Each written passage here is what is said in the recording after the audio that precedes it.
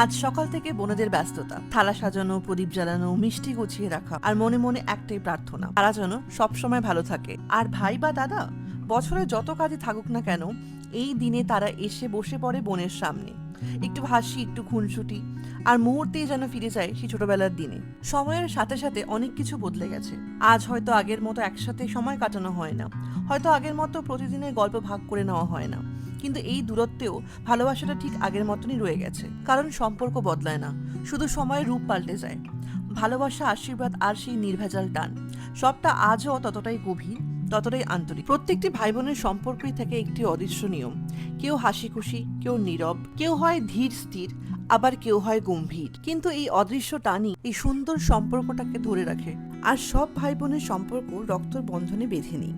অনেকবার বন্ধন তৈরি হয় কেবল ভালোবাসার যত্ন, খুনসুটি আর স্মৃতির মধ্যে দিয়ে। আজকের এই দিনটা সেই সব সম্পর্কের উদযাপনের দিন, যেখানে রক্তের সম্পর্কের টান নয়, মন এবং বন্ধনই সবচেয়ে বড়। আজকের এই দিনটা যেন সমস্ত ভাই বোনদের জীবনে বারবার ফিরে আসে। শুভ ভাইফোঁটা, থাকুক এই বন্ধন চিরকাল অটুট আর ভালোবাসা ভরপুর। সবাই ভালো থেকো এবং সবাইকে ভালো রেখো।